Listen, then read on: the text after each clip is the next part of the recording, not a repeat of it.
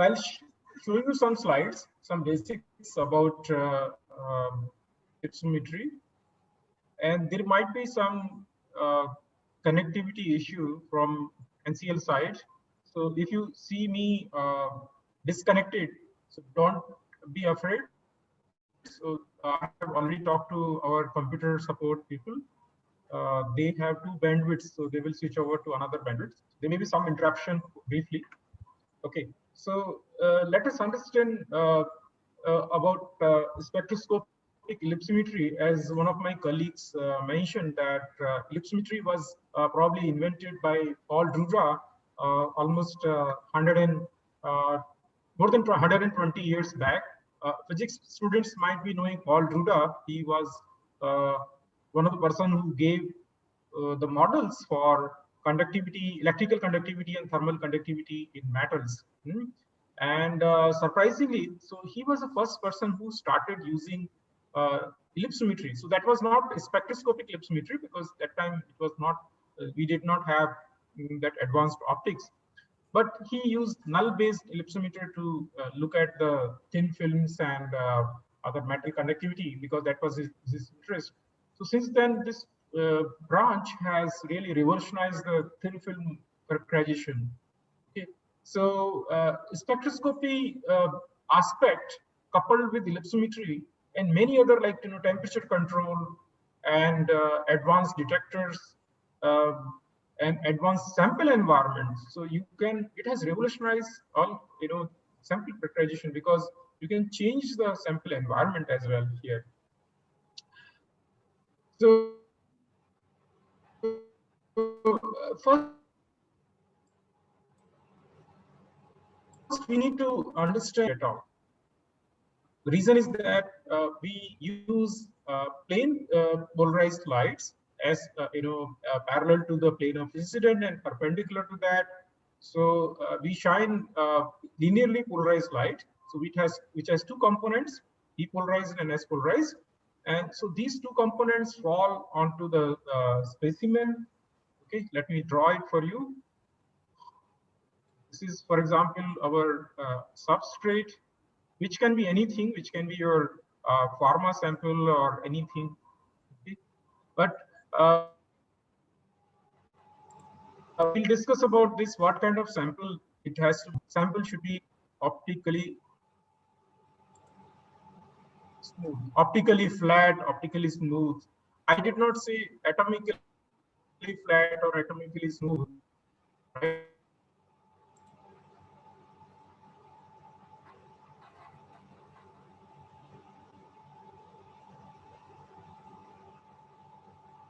सुनाई नहीं दे रहा है ना? What do we mean by atomically smooth film? Yeah, please go ahead.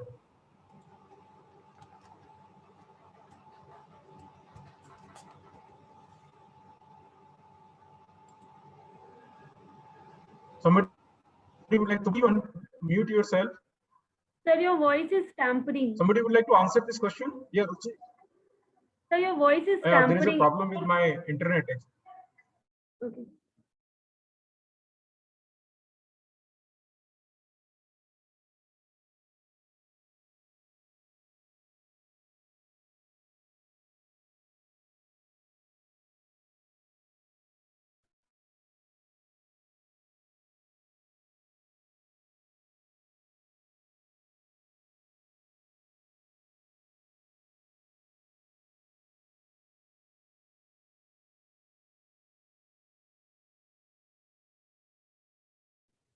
Can you hear me now? Hello, can you hear me now? Yes, sir, you are audible. Hello. Sir, you are audible. Hello, Ruchi. Can you? Yes, sir, you are audible. Okay. Okay. Okay. Yes, Is sir, it you are better now, audible my now. audio? Yeah. Okay. Thank you. So, I would like to ask you, what do you mean by, what do you understand by optically smooth film?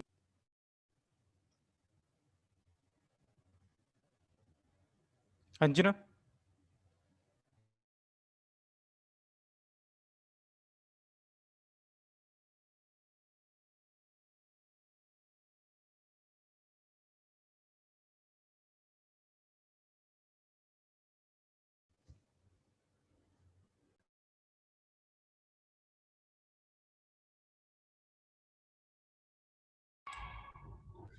Hello, I would like to say something. I don't know if it's correct or not. Hello. Yes. Yes. Well, the way I understand smooth, it would be the interaction of light waves. I mean, the surface would be with such the irregularities that light would not say be reflected merely because of not say refracted because of the surface properties. Like it's the irregularities on it would be very less.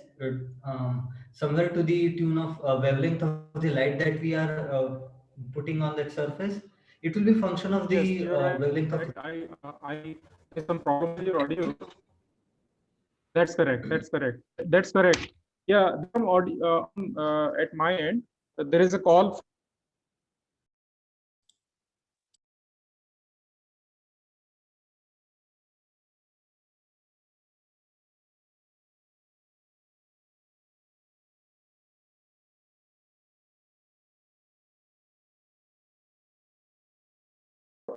There is a call for me. I'll just get back in 1 minute. You continue the discussion.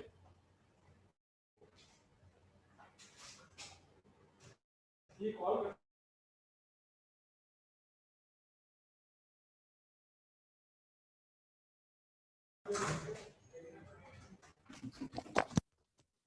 Yeah, sorry, there was a call, repeated call for me from one of the organizers of conference. Anyway, in DIT. So thanks, Asim. I think it was brilliant answer. So as Asim has mentioned, that optically smooth films essentially are where it is connected to the wavelength of the light. So my students will demonstrate simply uh, what do we mean by, so that answer will be demonstrated to you.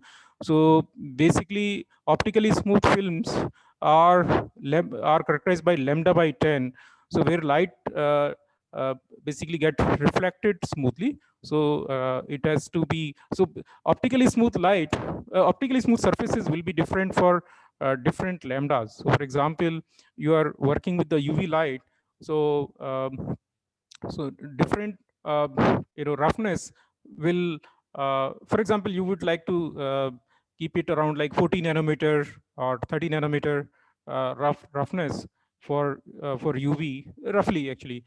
And maybe IR you can tolerate much higher roughness because of IR wavelength is larger. So we'll be focusing on optically smooth film. So in ellipse meter, you need optically smooth film. Okay, if your sample is not optically smooth, so what you do, you use much higher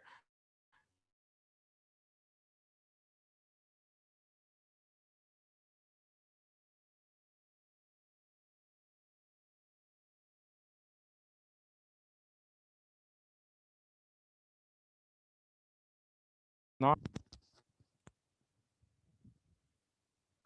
Am I audible?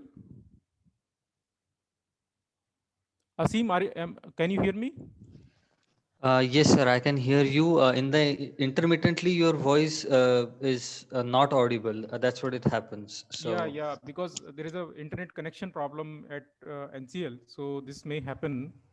Yeah, because we don't have that much of bandwidth right now. Our one of our line is down actually. Anyway, so we have to bear this actually. So no, if we miss something, I you think I'll ask you, answer. yeah, you ask me Should ask again. you again. Yes, please do that. It will be very helpful if you miss any of my sentences, so you can unmute and ask, remind me because anyway. So if we understand the polarization of light, so from where the light from where the light comes from where the photons originate in the universe, any any idea about that? And whether those photons are polarized photon, that is it, those that wave, light wave is polarized or unpolarized? Anchal, would you like to answer?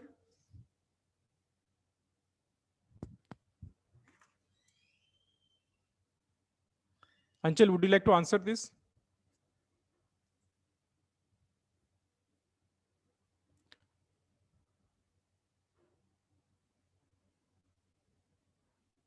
Monica Koganur, would you like to answer? You are a physical chemistry student, I guess, but I think you might be having some knowledge.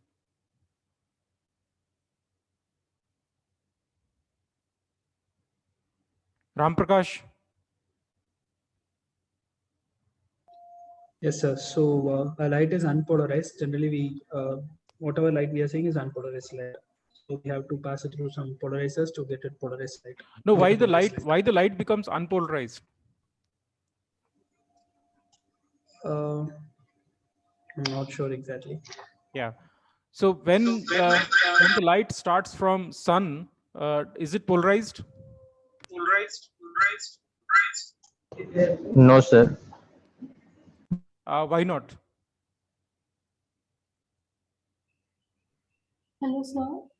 Yes, Pooja. Sir, I think because of the particles in atmosphere, they are not in a polarized Yeah. way. Yeah. So so is Rayleigh scattering, which is happening in the sky, does it give you polarized light or unpolarized light? Rayleigh scattering.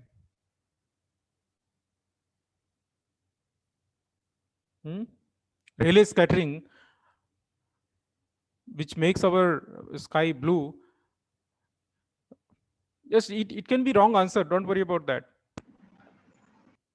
Because you are here to learn, right? So I want to know where to start. So that this questioning is to help me to judge, I mean, how deep you want me to go. So that's the reason that I'm asking these questions in the beginning. So then I will get some idea. Otherwise, there is no way for me to, because it's in the physical classroom, it would have been very easy, but in online mode, it's very difficult for me to understand your requirements. So please be interactive and whatever question I ask, try to participate. So is Rayleigh scattering, does it give you polarized light or unpolarized light? When the light is emitted from sun, is it polarized or unpolarized? Ram Prakash?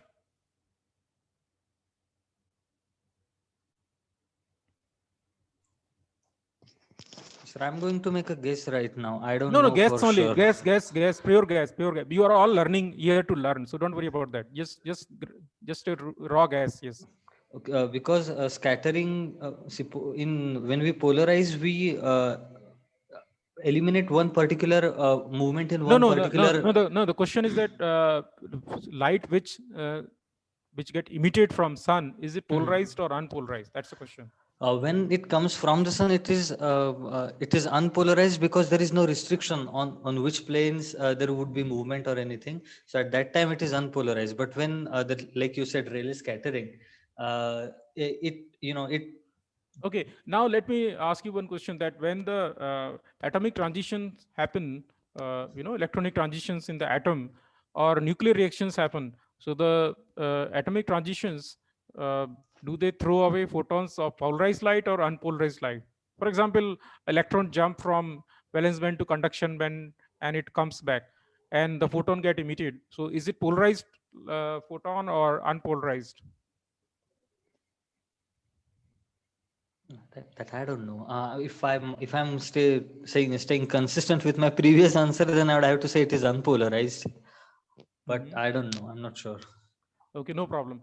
So Shefali, would you like to say something from ISM Dhanbad, IIT ISM? Sir, actually, it's Ram Prakash. Yes, Actually, Ram if you Prakash. see, and polarization is a wave fact. I mean, associated with the wave nature of a photon, right? Yes. I mean, wave nature of light. We are discussing about photons, whereas photons is a particle. So how can you associate a particle nature to like a polarization to a particle nature of a?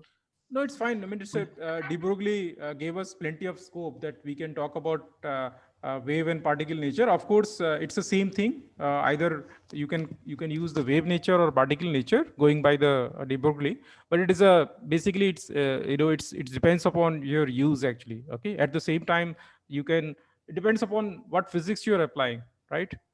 So, for example, single photon diffraction, we say single photon diffraction, but you explain that single photon diffraction. How can one photon diffract by itself, right? And so that is explained by wave principle. So they are actually two sides of the same coin. Okay. So that's not a problem. Yeah, I'll be interchanging this photon and wave in my course. I'll be using this. I'll be using both the terms. So don't worry about that. Some of the phenomena will be explained by photon. Light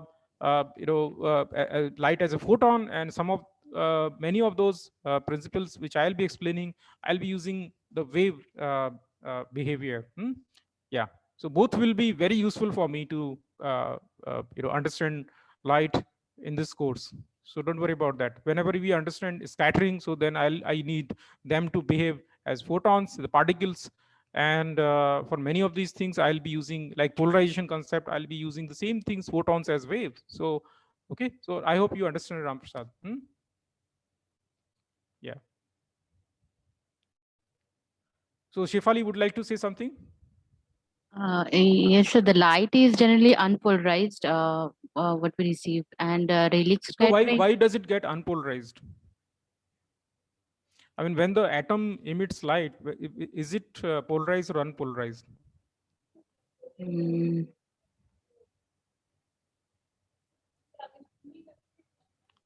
I don't. I think so. No problem. See, when okay, let me answer this question. So when these lights which come from stars, okay, so there you have these nuclear reactions or atomic transitions.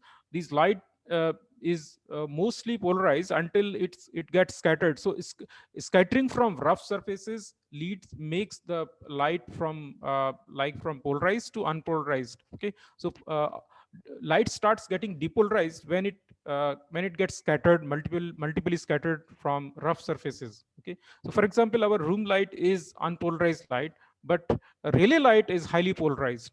Okay, because light these waves get absorbed by these gas molecules in the upper atmosphere, and then this energy get re-emitted.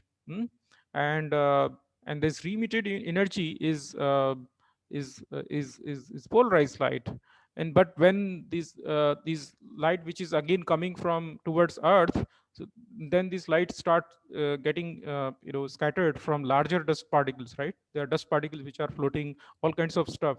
So then and also building surfaces, these glass windows, pans, and so then light get increasingly depolarized. So the ratio of polarized light to unpolarized lights, that okay, you can calculate using, in fact, ellipsometry can tell you that what is the ratio between the polarized light and unpolarized light. So for example, if you your lasers, you get polarized light, okay, and coherent, and so okay, so then but when you push that polarized light into optical fiber, then it get increasingly it get depolarized, because light is getting multiply reflected inside an optical fiber. Got it? So inside the optical fiber, light tends to get depolarized. So that is the reason that it is not recommended in ellipsometry to use optical fiber. Of course, there are ways to do that. If you are using optical fiber, then you need to put the polarizer again when the light exits the optical fiber, because you need to send the light um, to, for example, your deposition chamber. And it is very complex to place. They're very the geometry of the instrument is very so odd that you can't directly put your xenon lamp right next to that, or deuterium lamp, or whatever it is. Okay, quartz tungsten lamp. So then you send it through the optical fiber, and then you do your experiment by polarizing just before the light hits the specimen. So I hope it answers the question. Any other discussion on this point? Okay. Sir, may I ask a question? Yes, Asim. Yeah, sir. Yeah, as you discussed that in atomic transition, whatever photon we get, initially it is polarized, as you tell, and after Rayleigh scattering or different kinds of scattering, it get depolarized.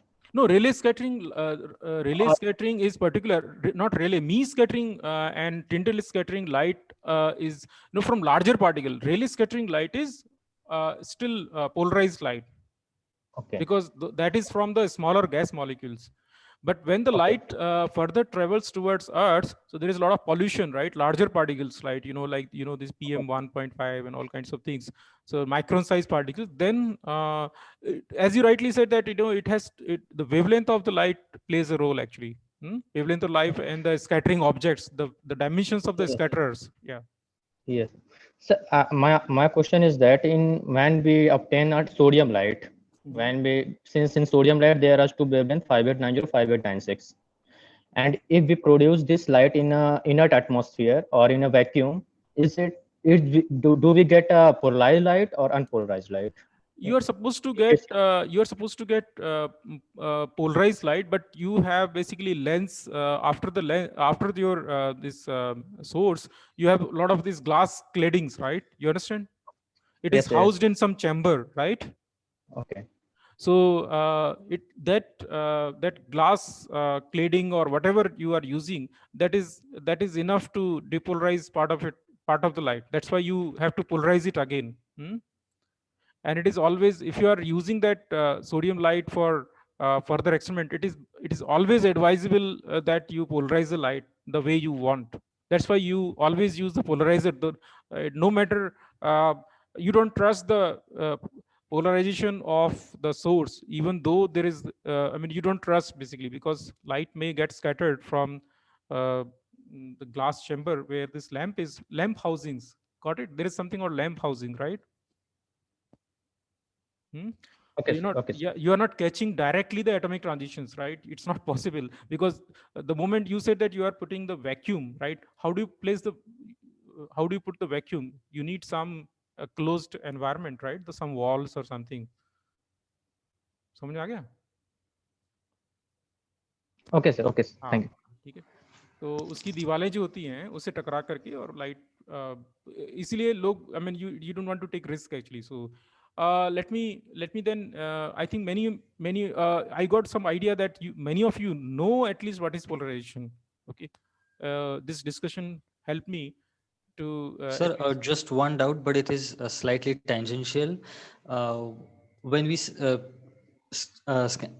scanning electron microscopy, then at that time I had come across that X-rays would be used. So are like suppose there is a transition from one shell of electrons to another, X-ray would be emitted. Is that ray too naturally polarized, and then it becomes unpolarized, something like that? See, naturally, atomic transitions are supposed to be polarized. There is no reason why it should be unpolarized. Okay. Okay. Thanks. When all the atomic transitions should be should throw the polarized light.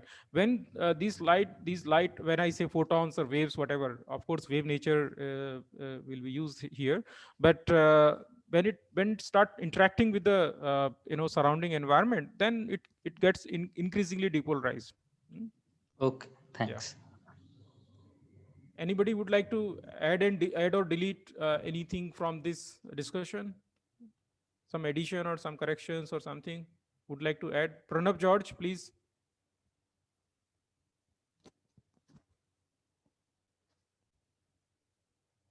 Ram Prasad, would you like to add something?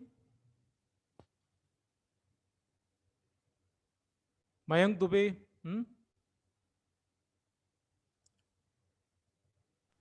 No, sir. Thank you. Okay, so let us go ahead. Okay, so basically, if you look at the classification of polarization, so you can classify it as a linearly polarized light, and linearly polarized light, you can further divide it into two parts, two plane polarized lights. We'll see in a moment, and that concept becomes very useful. If you understand linearly polarized light, then you can from that two components, you can always understand elliptically polarized light, depending upon the phase and amplitude of two of these components, and then based on the phase and amplitude difference, you can also understand the circularly polarized light. This concept is highly important in ellipsometry, because material of interest, whatever material you are trying to investigate, that interact with p-polarized light and s-polarized light very differently. So different plane of polarization interact the uh, okay, different plane of polarizations like p or s, they interact with your material in a different way. Okay, so uh, when these light waves get scattered from these surfaces, so the resulting waves will change in their amplitude as well as phase. So when you take the interference pattern of these multiple waves, which are getting uh, reflected or from this interface between air and your sample, or from another interface which is between your substrate and the topmost this film under investigation.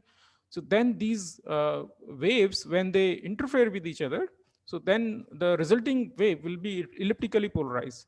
You're sending a linearly polarized light, okay, and but after interacting with your sample, it's more likely that it will become elliptically polarized light. And by using this principle, you can also play with the polarization of the light by using either reflection or scattering. Just now I mentioned that by using scattering, you can manipulate the polarization, and by reflection, Brewster angle concept becomes very helpful here. I think many of you might be aware the Brewster angle. So Brewster angle is specific to the refractive index of that material.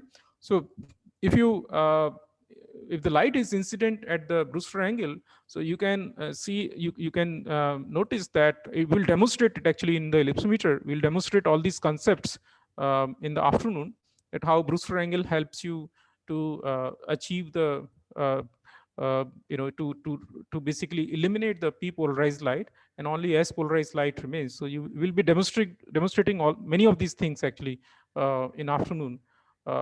Linearly polarized light and elliptically polarized light, indirectly or directly.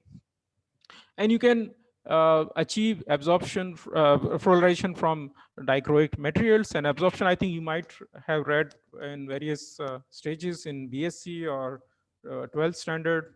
Okay, so I'll skip it now and then move to the polarization. So basically, here we'll be in our course for 4 days.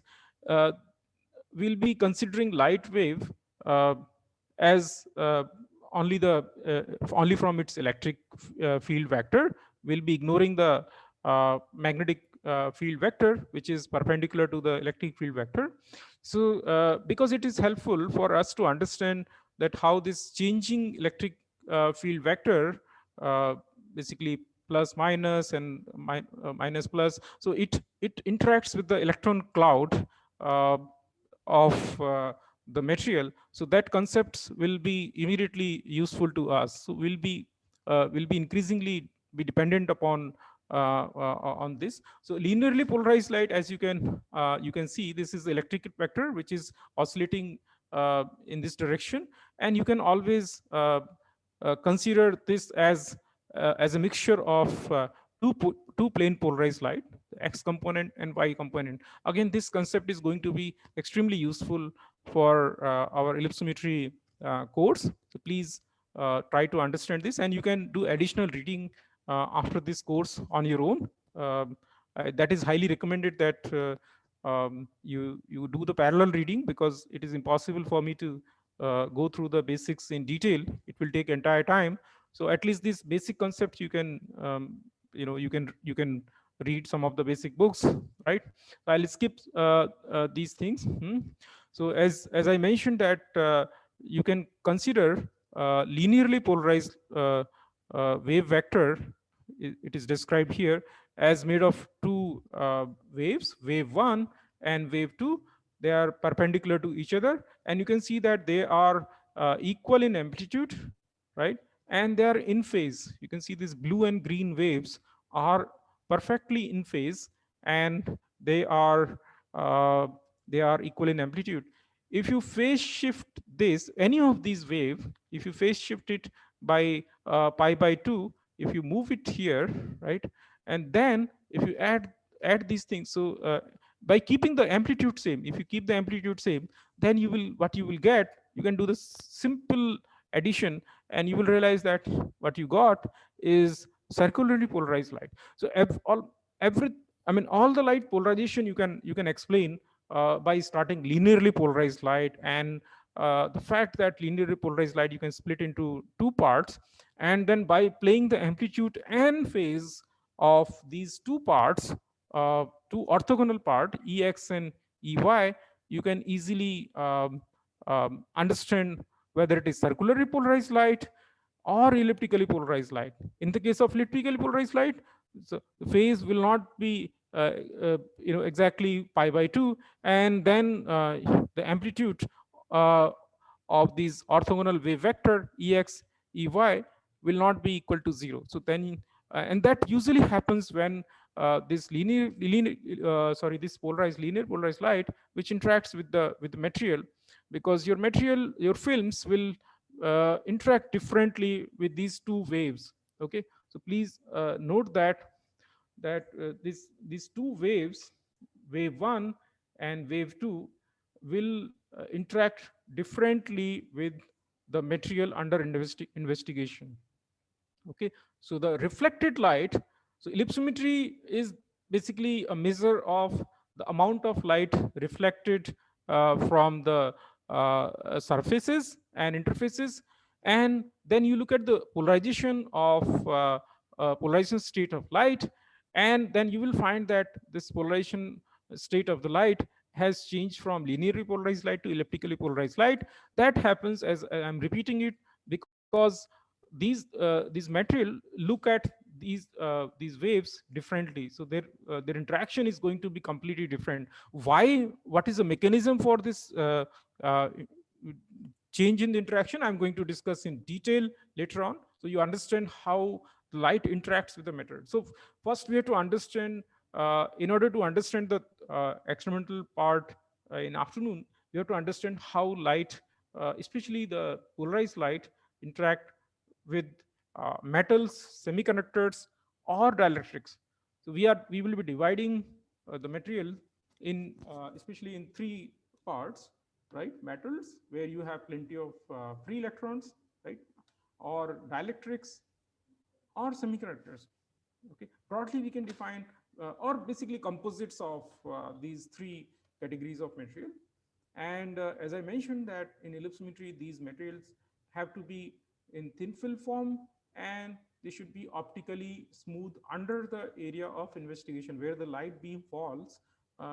We will be showing again this concept in the afternoon. Yes, Ifra? So your voice, sir, Oh, it's very low. okay, just a moment. Is it better now? Yeah, thank you. Okay, yeah, thanks for okay, so so I'm repeating it. So in ellipsometer, we are looking at differential interaction of wave 1 and wave 2 with the material under investigation. So we have this material might be made of various films, like it can be film 1, film 2, film 3. Okay, so when the light beam comes, which is essentially linearly polarized light, and at angles incident angle theta, so the light will get reflected as soon as it sees the change in the refractive index. Please note that I made a very important statement, and you try to understand that. So the electromagnetic wave gets scattered whenever they see the change in the refractive index. Okay, otherwise if there is no change in the refractive index, the electromagnetic wave will not scatter. Please note that. And I will take another example about electron wave. When high energy electrons they enter from one medium to another medium, whenever there is a change in the Coulombic potential, whenever they sense there is a change in the Coulombic potential, so these electrons get scattered. Okay. X-rays get scattered. X-rays are sensitive to the change in the electron density. So that's why in X-ray diffraction we look at the electron density map. Okay, so there are these different concepts. In optical waves, in optical spectrum, we normally look at the refractive index. Yeah. Another thing, that when the light wave enters from low refractive index medium to high refractive index medium, light waves tend to slow down. And please note that another statement which I'm making, that electron wave, in contrast, when it enters from vacuum to your material, they tend to speed up. Their velocity goes up. For example, suppose electrons are being emitted by an electron source.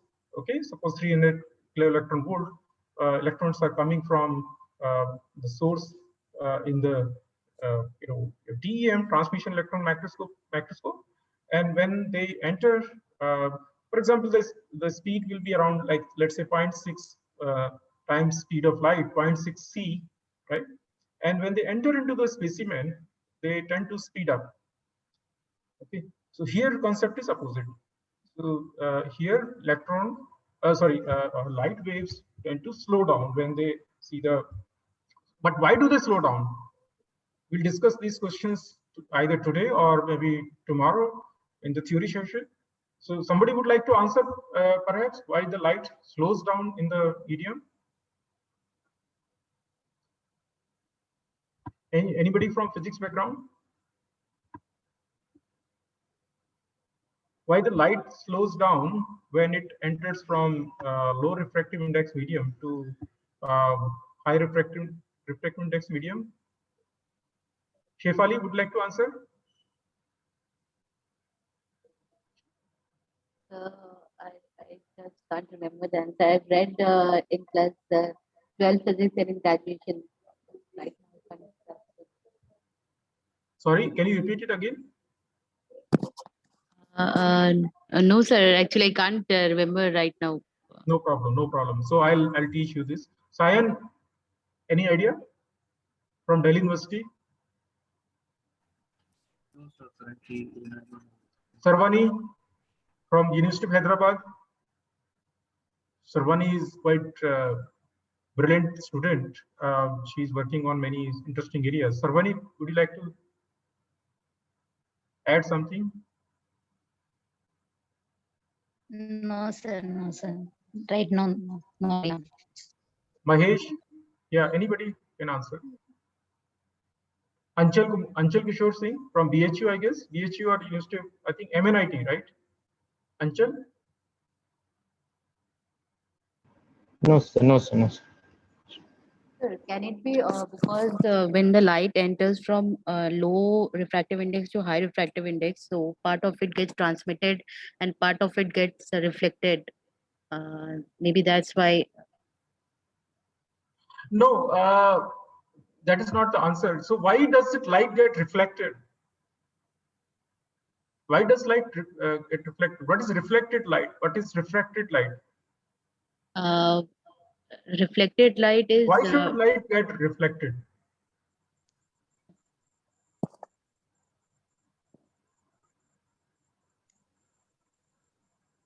Sir, because they interface from one medium to another medium. You're right, but what is happening at the interface? I'll keep the medium of communication English because there are many students from various parts of India. So yeah, Ankush, why does it? I mean, that's a question, that at interface, why should light wave get reflected or refracted in a particular direction? Sir, may I answer? At the atomic scale, that's the question actually. What is happening? Sir, may I answer it? Yes. Hello? Yes.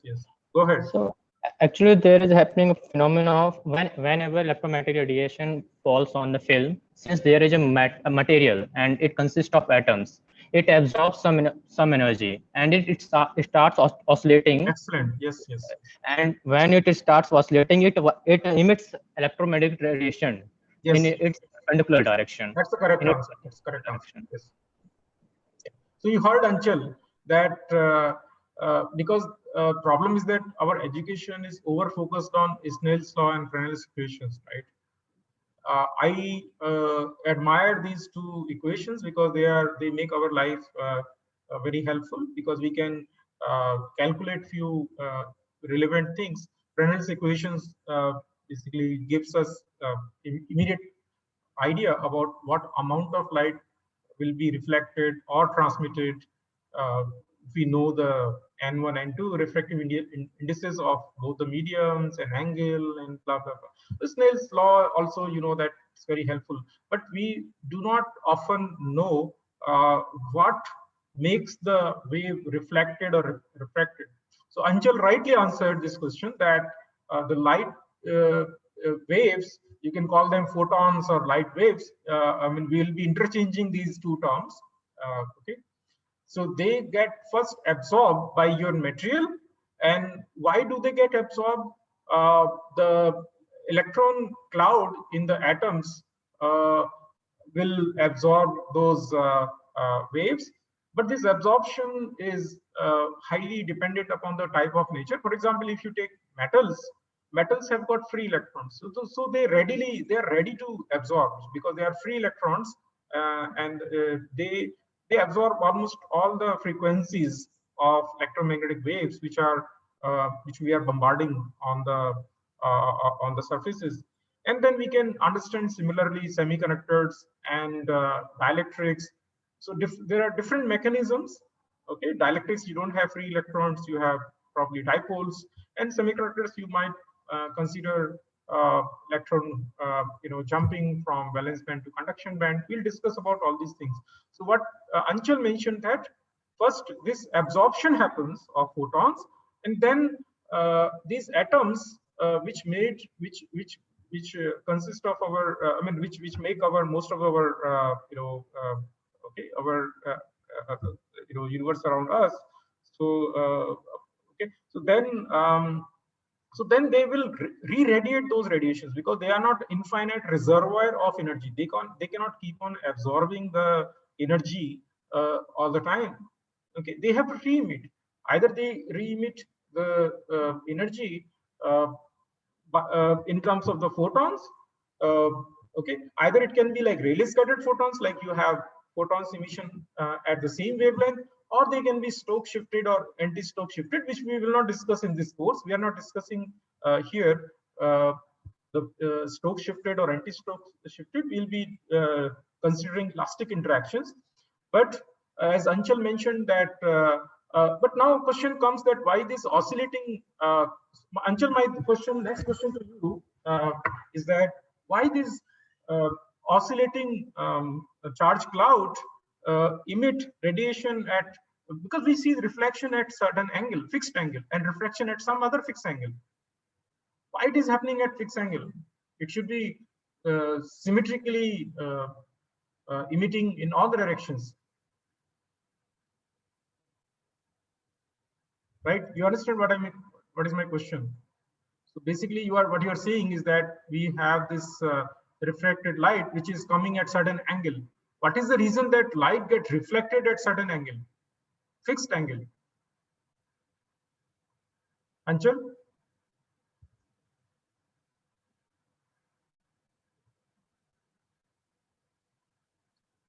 Anchal, would like to contribute? Yes. Yes, please repeat the question, sir. Now, question is that these oscillating charge in the material, why does it emit the light at fixed angle, which is your angle of reflection or angle of refraction? Sir, actually it is a part of relativistic electrodynamics. When you can charge explain particle, it in a simple language also, without going into relativistic electrodynamics. Yes, sir. basically it cancels out, it's an interference pattern, right? You have millions of atoms which are participating, right?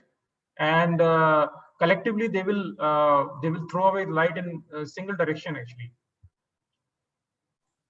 right? Yes, sir. Yes, sir. Yeah. So I mean, obviously the right answer will come from quantum electrodynamics, but quantum EM theory. But we can just in layman language we can try to understand this. That's how I try to. So some of these interesting concepts or questions which are always in our mind are will be answering those questions we normally miss actually. Okay. So now we know that. Sir, Yes. I have a doubt. Yes. About that previous slide when you said why does it get reflected at that particular angle. So the way I think, is it because that when you said why only at that angle, why not some degrees here and there? Yes. Is the answer that okay, that atoms can do that, but it is like a normal distribution which occurs with the peak at that particular theta, so that exactly but why does it occur at that particular theta? That was the question actually. Okay. All right. Yeah. So yeah, always there will be some window. It's not sharply at that angle. I mean, there is always some plus minus. Yes, you're right.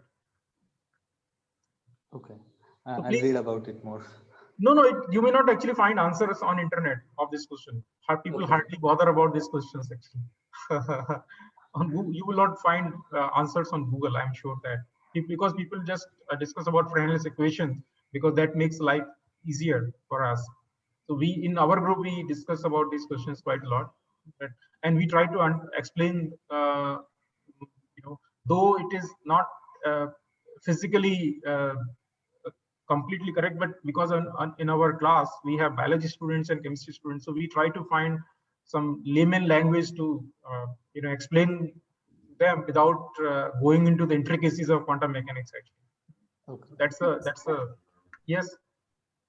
So I don't know if I'm correct, but maybe the reflection or refraction of light depends upon the structure of the particular material that we are looking like. Suppose if we are considering metal, so they have proper typical crystal structure, and those planes maybe reflect the light in a particular plane. You're right actually, that concept will help us to understand. Let me find my pen.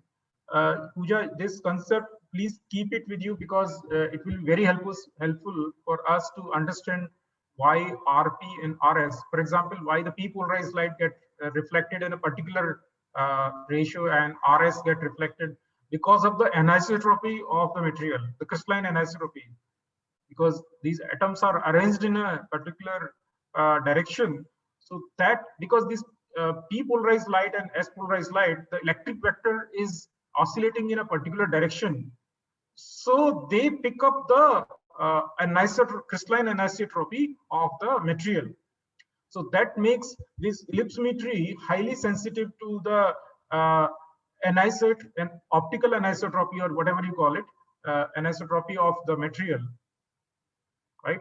Because the light, which is electric vector, which is oscillating in this direction and this direction, they will interact differently and they will pick up the anisotropy of the lattice, the way atoms are arranged in the lattice.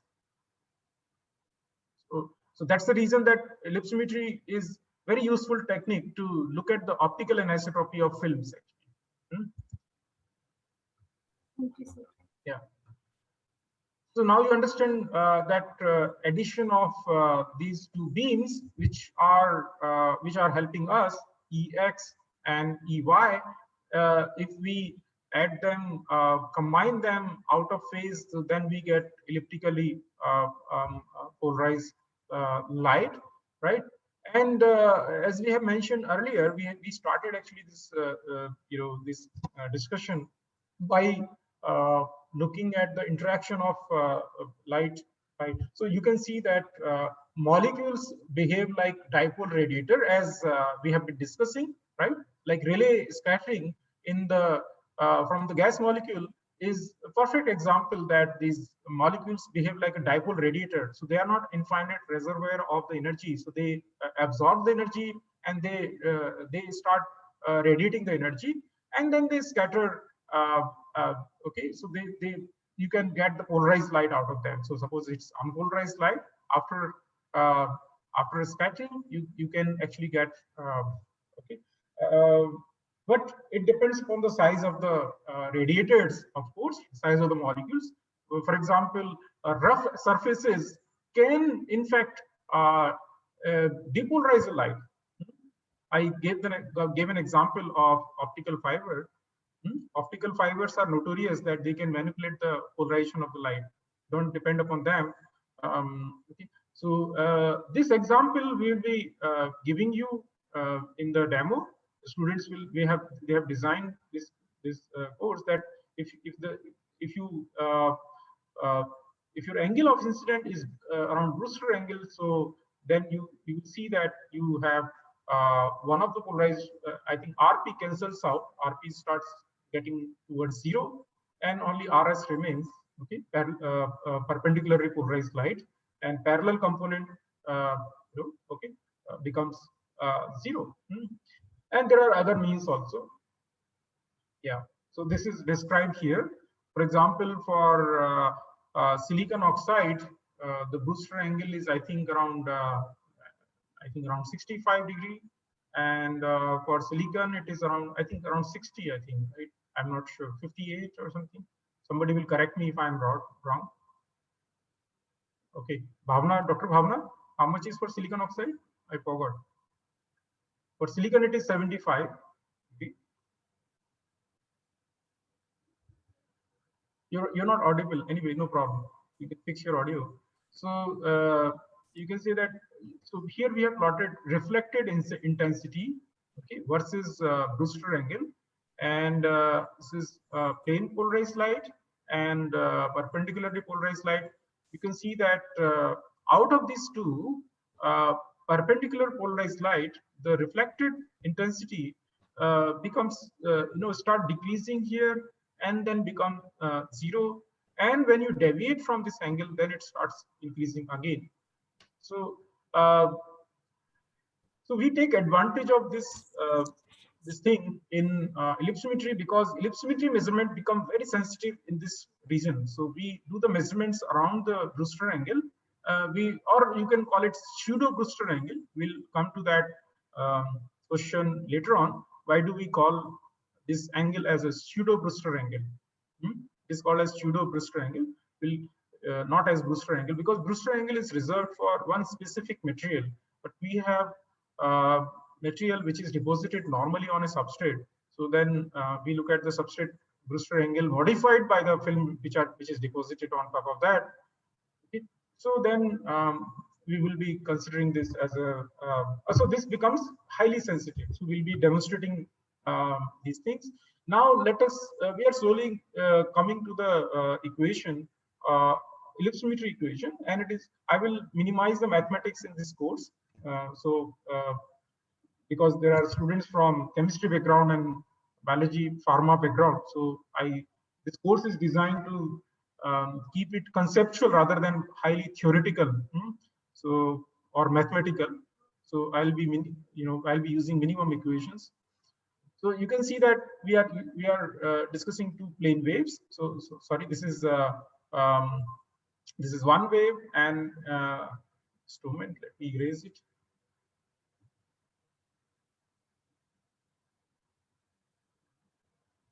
So again, we can consider that this is the phase of X component, and this is the phase of Y component.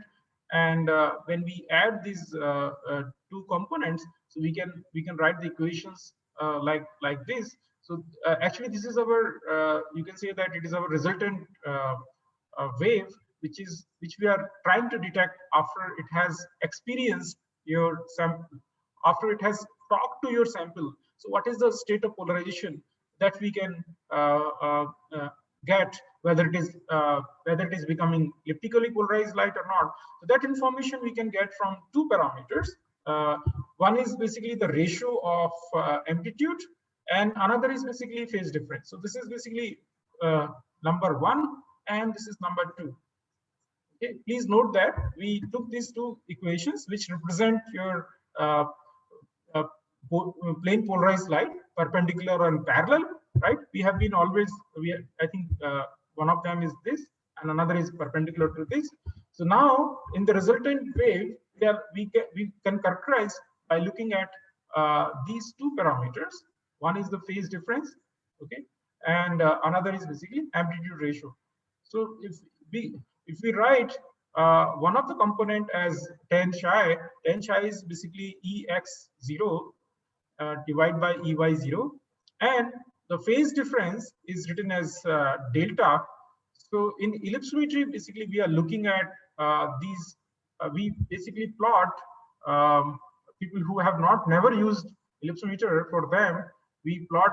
We normally get psi as a function of wavelength, right? And wavelength or energy, okay, whatever it is, you can plot it in terms of electron volt or nanometer or angstrom, and this is psi. And another plot we get is delta. So these two parameters gives us an idea about ellipticity of the wave, and ellipticity of the wave is a measure of its interaction with your specimen, and this interaction basically tells us about the parameter which we are interested in, like optical constants or film thickness. Optical constant or film thickness, which is N and K, right? And if you look at the complex refractive index, which has two parameters, refractive index and extinction coefficient, right? N and K, which is the real part and imaginary part, and thickness of the film. Of course, you can look at other things also, like band gap and porosity and other things. We'll discuss about that. So yeah, so these two parameters we calculate in ellipsometer. Now, if we summarize, how do we investigate the light in our lab? So there are various kinds of material. Most of the various kinds of instruments and various kinds of materials.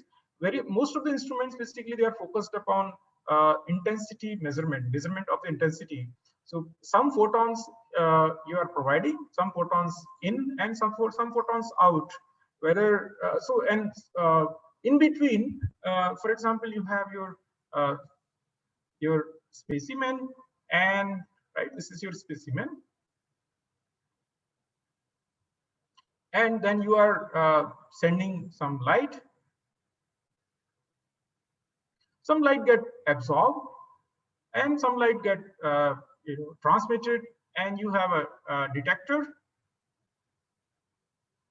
and you can put detector at any angle. Either you can put your detector here, and there are advantages of putting the detector here at 90 degree, and you can put somewhere else.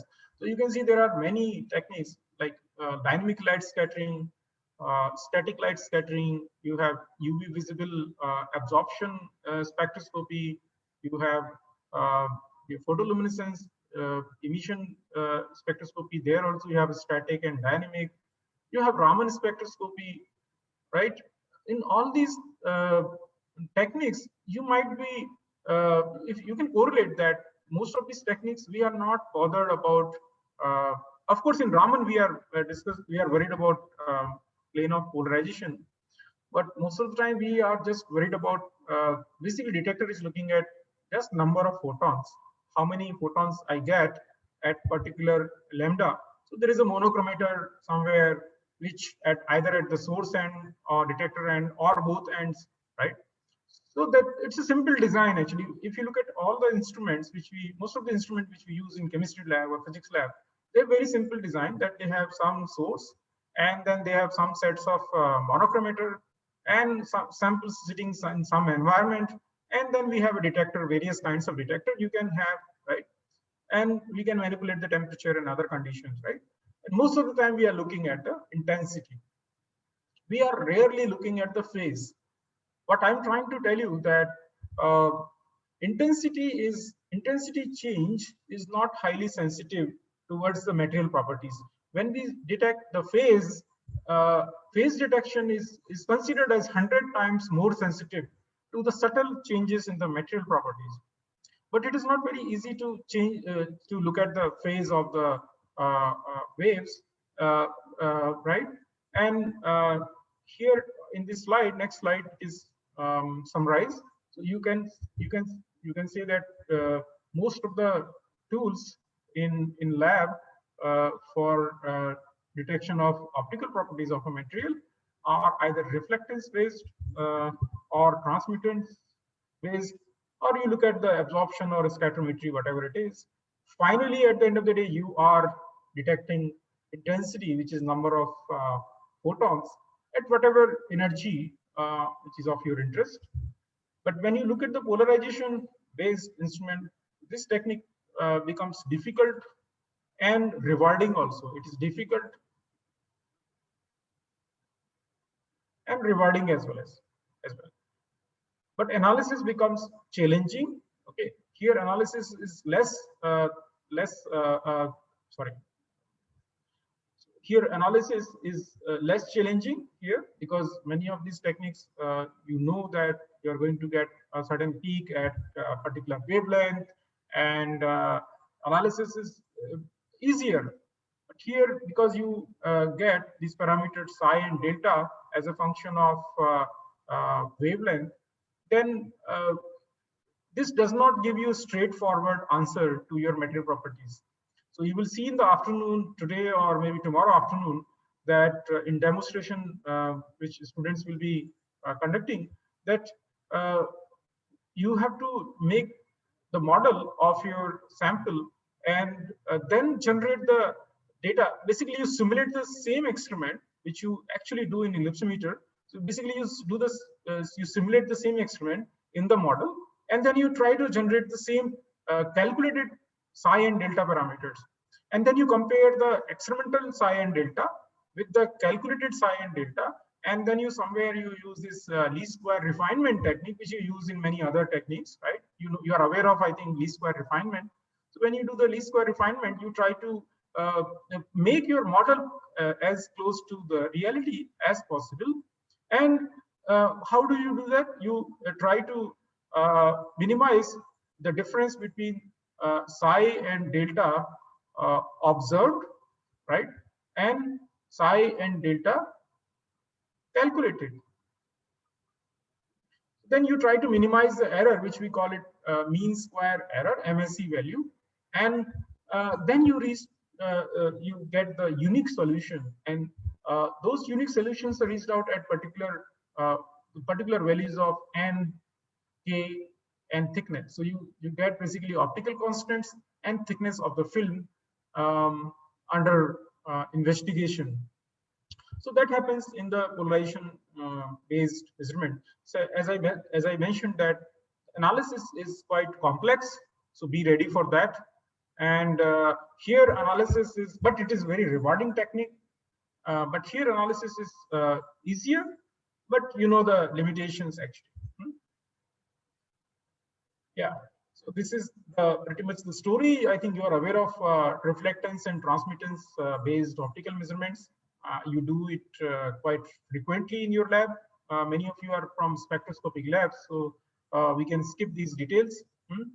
So as it is pointed out here, that advantages are that often it's directly of interest. So for example, you are looking at gold nanoparticles, for example, around 20 nanometer.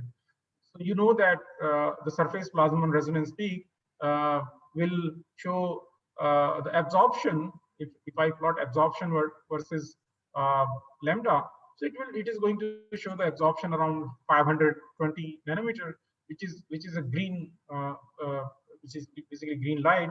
So then you see the color of the gold nanoparticles as ruby red, which is basically a leftover light when you remove green light from that. So what I'm trying to explain, that it is direct directly it excites your interest. You can directly correlate that, but it is not true in ellipsometry. Ellipsometry data, psi and delta, you can't interpret directly the peaks and valleys in psi and delta. They mean nothing actually for you. Even in X-ray diffraction, when you plot intensity versus 2 theta, you can assign these peaks by with some basically lattice planes. And that is a direct interpretation, right? But here it's not like that. So for the people who are not familiar with ellipsometry technique, please note that this requires a lot of effort. Yeah. So this slide summarizes the basics of basic design of ellipsometry based techniques. So now we are familiar about linearly polarized light. So you can see that this red arrow symbolizes the linearly polarized light, and there are two components as I showed earlier. You have p polarized light and s polarized light, which is perpendicular, and this is parallel to what? To the plane of incident. So this is plane of incident that you can see it here. So plane of incident with reference to your multi-layered system. So this is your multi-layer system, layer number 1, layer number 2, and this is your substrate. Okay, so now the electric vectors of these two plane polarized waves will interact differently to the material under investigation, and this differential interaction will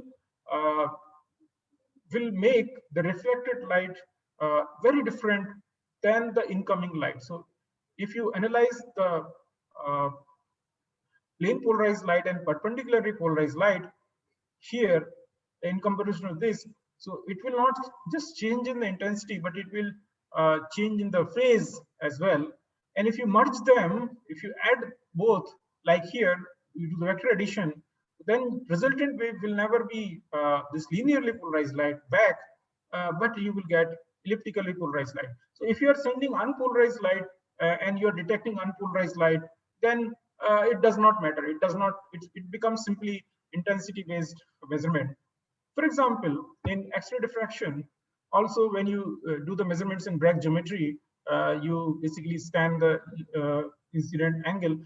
X-rays are also electromagnetic waves, but you never bother about plane of polarization there, because you are just interested in the intensity here, right? In X-ray diffraction, you are just looking at the intensity of outgoing wave. You are really not bothered about the plane of polarization, and it makes sense because you are not interested. You are just interested in the d spacings here, right? For different planes. So it serves your purpose. You don't really need to do that. But what will happen? I leave this question to you. What will happen if in X-ray diffraction, if you start worrying about plane of polarization? So what will happen?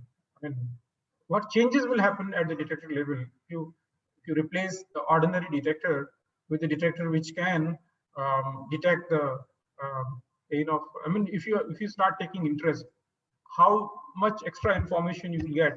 For example, if you fuse X-ray diffraction with ellipsometry, what will happen? Just think about it, and probably we can discuss this later. So you start thinking about various other measurements, optical measurements, which you might have done. For example, in Raman also we look at the simple change in the polarization.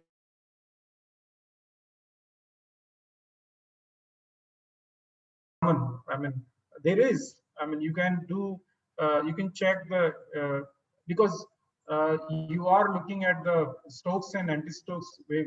You just try to think. Okay, just extend your imagination to various techniques around you, and see if you replace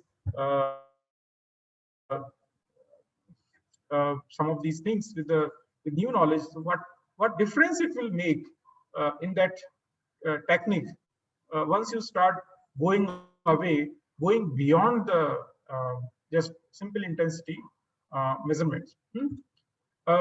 So this is the repetition that we look at psi and delta in ellipsometry. Delta is the change, the difference between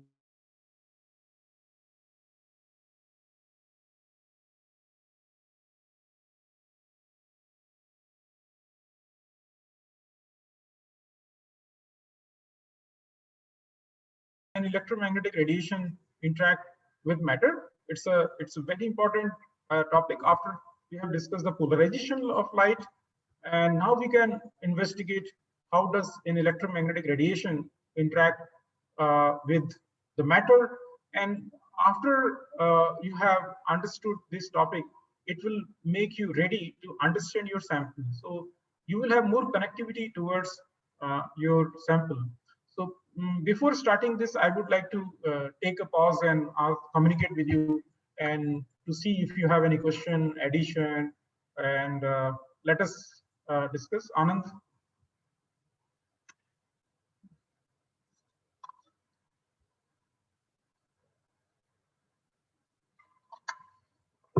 Anybody would like to ask any question? Anjana?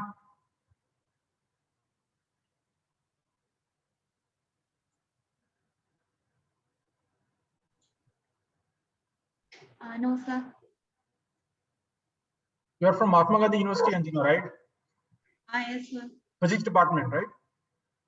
Yes, yes. It is famous for optical physics, as I understand, no? Or I think CUSET is famous for optics. Cochin University, Yes, right? lot of trust works are focusing on the optical studies in Yeah. this. Mahatma Gandhi University, this polymer chemistry is quite famous, right? This Professor Thomas, I think, right? Sabu, sir. Sorry? Sabu, sir. Sabu, yeah, you know him, right? Yeah, yeah. Yes, yes. He's the vice chancellor of our university. He's a vice chancellor now. Okay, so yeah. Yes. We know each other since long time. Okay, sir. Yeah, yeah, yeah. Azhar, do you have any question from Aligarh Muslim University? Yes, sir. No, sir. Huh? So it's introduction, so I'm getting like. और अफसर भाई कैसे हैं? हाँ मिल दिखते हैं तुम्हें? अफसर अहमद आते हैं क्या?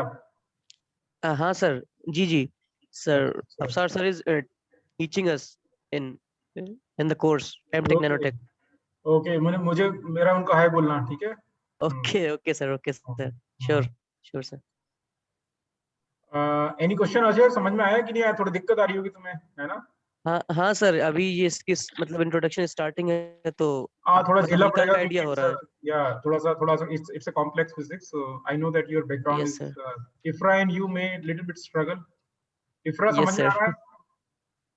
Yes, sir. It's the same with me. Don't worry, did yeah, have- I know. The I last can time see. I studied physics wasn't 12th standard, so thoda problem to ho raha hai, yeah. Yeah. I can understand. So, but it's always beneficial to stress the neurons. Yeah. Yes, sir. Sayan? Sir, Shefali, yes. sir, actually in ellipsometry instrument, we take polarized light and the detector detects also the polarized light. Unlike in the diagram shown that we are taking both S and P polarized light and we are getting electrically polarized light and we are detecting that which is giving information about intensity and phase. So basically, there are various ways you can do that. I mean, your detector, your source can be unpolarized, and then you can put analyzer. There are various geometries in ellipsometer. But what I've shown you is that your source will be linearly polarized. Okay, the linearly polarized light is always you can split into two plane polarized lights, right? Parallel and perpendicular. Yeah. So and we analyze both. Yeah, both the components P and S. Okay. From there we are getting the EX and EY part. Yes, madam. Yes. So we look at the phase and amplitude both here. Okay. Okay. In terms of, we call them as the ratio as psi and delta. So psi is basically, we look at the amplitude change, and delta, we look at the phase change. So that gives us, because P polarized light, P component and S component, they talk differently to our material because of the material properties, which we are going to discuss in the next session, how they interact. That is actually the next topic. Okay, sir. Okay. Because I've been asking this question, that why light get refracted, reflected, and scattered, and all kinds of these things. Actually, these questions will be answered in next. Why the glass windows are transparent and visible? For example, this question, Ruchi Singh. Ruchi, I think you are from Indore, Ruchi? Yes, sir. I am from IT Indore. Yeah. Sir, I know these basic concepts a little bit, but not in the detail. Are you from physics background or chemistry? Sir, I am from engineering background. Oh, engineering. Okay. We are in doing PhD in electrical engineering department. Oh, okay. I'm sorry. I thought, okay. So you have the instrument there, right? Yes, sir. We have instrument. We know the basic instrument there in electrical engineering. Basically, sir, we have a deposition system, the IBS. Okay. So you do in situ monitoring of thin thicknesses, right? So we deposit thin film, and then we do the thickness measurement and band gap measurement. In situ or ex situ? In situ, while you're depositing, you have combined the lepsometer with the deposition chamber? No, sir. We have a XC2 system of spectroscopy. Okay, you first deposit and then characterize it, right? Yes, sir. We first deposit, then we characterize the deposited film for thickness and roughness and other like absorbance spectra and transmission spectra. So what are those films? What are these material? Because that is the next topic which I am going to teach. Sir, we basically till now we use metal oxide films. Basically, we were working on CDZNO, ZNO, and a lot more other film types. But now we were now trying to semiconducting films, right? Mostly semiconducting films, right? Yes, we were now trying to utilize this system for TMD, like TMD film analysis of TMD films. So that's a little bit difficult, which we were we were little bit. TMD, what can you?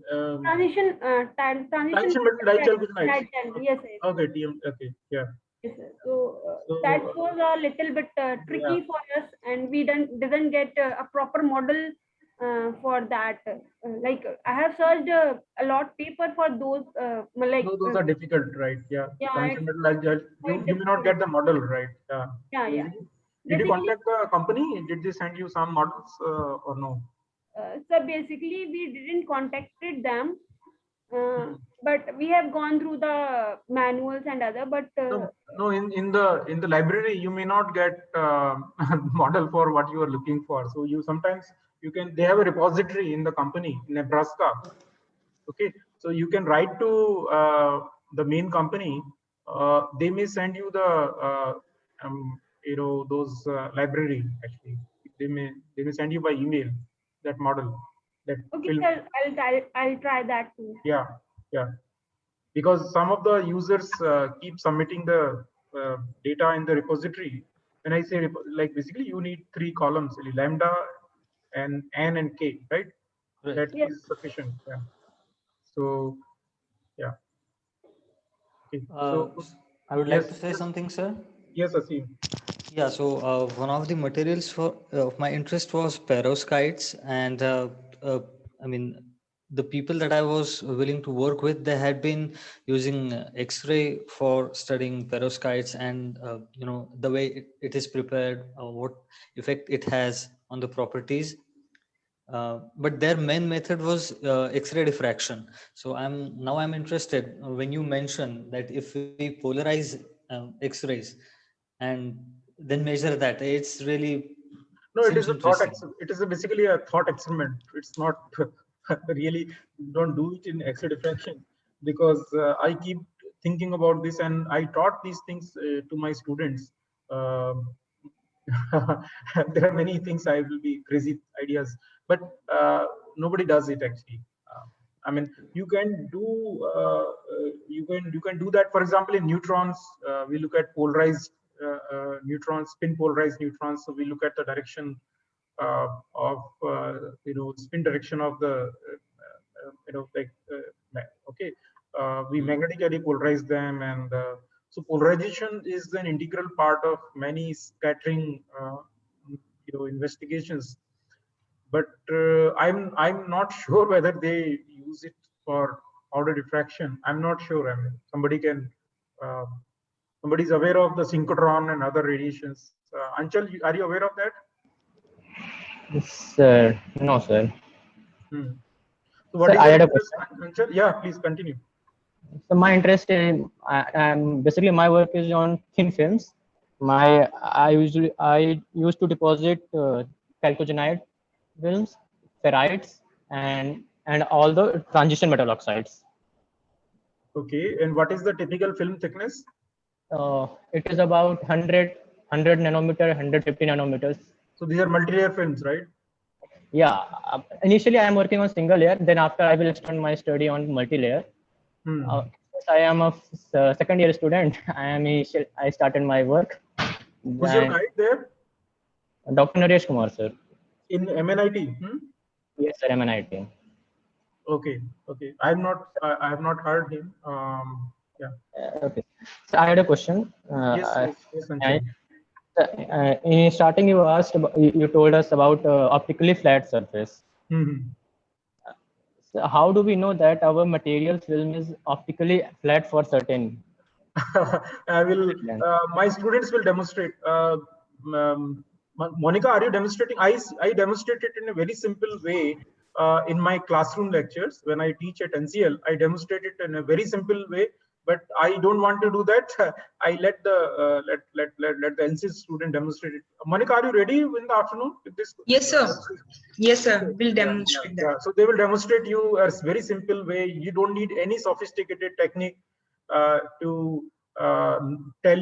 I mean, to investigate whether it is optically smooth film. So I would like to tell you a story about Langmuir. He was a famous chemist. Who is the chemist here? Somebody is physical chemist here. Pooja, are you physical chemist? I think Pooja is from Pune University, right? Pooja Yadav. Yes, Pooja sir. madam, आप physical chemist हो ना? No, sir. Actually, मेरा specialization analytical chemistry से है. Analytical chemistry, okay. But have you heard about Langmuir? Yes, sir. Langmuir I have heard.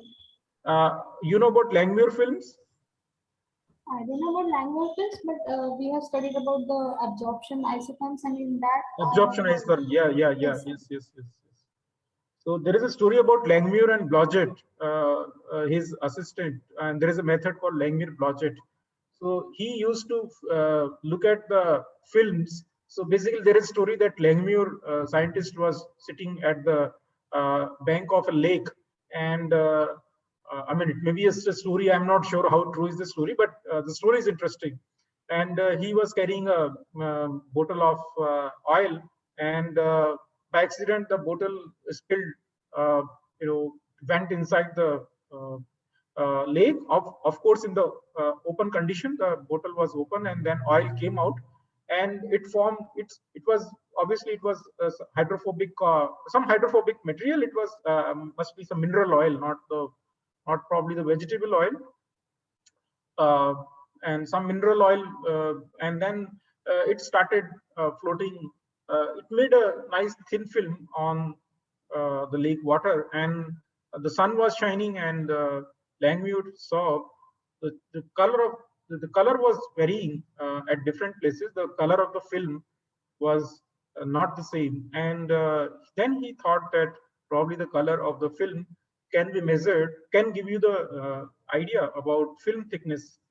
And of course, as Asim and other people have mentioned, that the interplay between the wavelength of light and film thickness and reflection from the top layer and the bottom layer and then interference, it's a complex thing, right? Everything together generates this color, and then only Pooja, he started doing this investigation about what you know about pressure isotherm, right? In analytical chemistry, is pressure isotherm, right? You take the molecule and you start compressing them, and then you look at the pressure, and then you plot it, right, as a function of area of the film. So x-axis becomes the area and y-axis becomes the pressure. And basically it's like molecular self-assembly, and it is very close to the ellipsometry, because if you can transfer those molecular self-assembled films onto a silicon oxide substrate, so you can look at the film properties. In fact, almost 21 years back, when I was starting my postdoc, I was doing exactly I was making this Langmuir. I was measuring, hundreds of Langmuir isotherm almost 20 years back in the lab. Yeah. So using this Wilhelmy plate, and yeah. So anybody else would like? Yes, Anchal. Sir, if we deposit multi-layer thin films, what should be the maximum thickness of all the combined film, so that we can use this electrometer? Is there any limit of the thickness? I think this limit of thickness depends upon the material as well as the wavelength of incoming radiation. So, so if you take IR, if you have, I don't know what is the wave. If you have IR, then you can go to the micron size films. Do you have IR? What is the wavelength which you use, Anchal? Sir, actually, the problem. What is the range of wavelength in your ellipsometer? Actually, the problem is that the ellipsometer is there, but there is no operator yet. And you are there, na? Why do you need operator? You are there, na? I don't know how to operate it. And sir, I know no technician is coming to teach us to how to operate. You. Don't worry. If you this course is going to be preliminary level, but if you want to learn advanced level, so then we'll send you Zoom links, and we'll train you at the advanced level. Okay. And thank you. Yeah. So basically, normally it depends upon. I mean, it becomes horribly expensive if you go to the IR, and the price of ellipsometry goes more than 1 crore and something like that. So, I think hundreds of nanometers, there is no problem. Of course, it depends upon type of films. I would say that there is no straightforward answer, Anchal, to your question, because it depends also on the material, actually, which is, because finally the same question we asked in electron microscopy, that what should be the ideal thickness of film that can transmit electrons in transmission electron microscopy. So my answer there is that it depends upon the type of material which you are investigating. For example, polymers do not interact very strongly to the electrons, so you can take polymers, for example, hundreds of nanometer thick. But when it comes to the metal film, then you can investigate only few tens of nanometer, because metals strongly interact with the electron. So same answer is true here, that metal films, if suppose your films are metallic, so the free electrons will strongly absorb. Even a thin film, like few tens of nanometer, will be strongly absorbing. Okay, because K is very high. K and N optical parameter for metals is very, very high. We'll show you, in fact. And for semiconductors, N is medium range, and for example, silicon N is around 2 or something, and K can be 0 in a broad range. And for dielectrics, for example, glass has got a refractive index around 1.6, 1.7, and K is 0. There is no absorption in the visible range. That's why you use glass windows. So my question is that why is glass? What is the reason that glass is transparent and visible? Anybody? Pranab, George?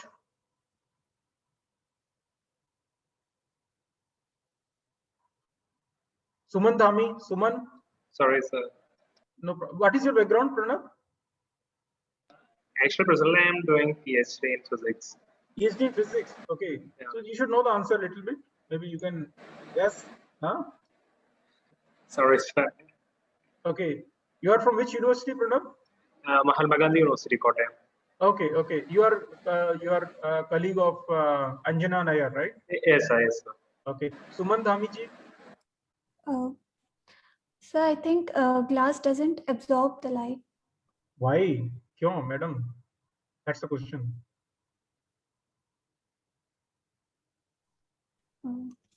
I don't know. Sir, because hello. Yes, yes. Sayan Karmakar, please. Yes. Yes, so because you asked why does not glass absorb light, because I think because glass is basically of silicon oxide, and this it is not solid; it's a supercool liquid, so it is transparent to us. So it is not solid; it is a supercool liquid. So light is not absorbed by glass. No. That's not the Ram Prakash. Yes, sir. Because the Ram Prakash, tu kahan se ho? Ram Prakash, where are you from? I forgot. IIT Roorkee, sir. You are from the same lab, which No, sir. Pooja. No, somebody else. That girl, I forgot. No, sir. I'm under Professor Anirban Mitra. In physics, from physics department or Department of Physics, sir. Yes, you would like to answer this question? Yes, sir. Because you see the band gap of glass is in the IR region. So if you it's in the IR region. No. Glass is insulator, right? Normal borosilicate glass, isn't it insulator? Okay, we are talking about insulation. Okay, because the K is very less. The imaginary part of refractive index, if you see there, the absorption coefficient, it is very less in the visible region for glass. That's correct. But why? What is the reason? What is the physical reason? No, sir, I'm not exactly sure. No problem. So that's what I'm going to answer, but it will take long time. So I will probably do it tomorrow. So not hurry up, because there will be a lot of discussions on this. So today, let us leave it for this, and I will share the slides in a Google Drive, and I will share the slides with you. And please don't forget to log in at 3 before 3, and there will be very energetic, high energetic, what do you call it, demonstration session. So many of the people who have Lipsmeter, it is not installed, or it's not accessible, or you do not know. So it will be highly beneficial. Please bombard questions. I'll be around, and all my colleagues in the lab will be there, and they have actually put the tripods and everything. They have put a lot of hard work. They are working since several days. I'm not sure their effort is going to be successful, or that is for you to decide, but at least we are doing a lot of efforts actually. And we have stopped all our activities, group activities, and it is actually, we are just volunteering it. I mean, we students do not get any credit, any advantage for that, actually, zero. So it is just in the spirit of helping the society. And so I'm sure that you will appreciate and have a sense of gratitude to those students who are helping, who have volunteered to help. I know all of you are students, so you will understand. So let's end this session here, and it is sharply around 1, and let us join 5 minutes before 5-10 minutes before 3. And I will request you to keep your web camera on, so that we can see you can see us. Okay, so bye. Thank you, sir. Thank you. Bye. Thank you, sir. You can log out, all of you. You can log out.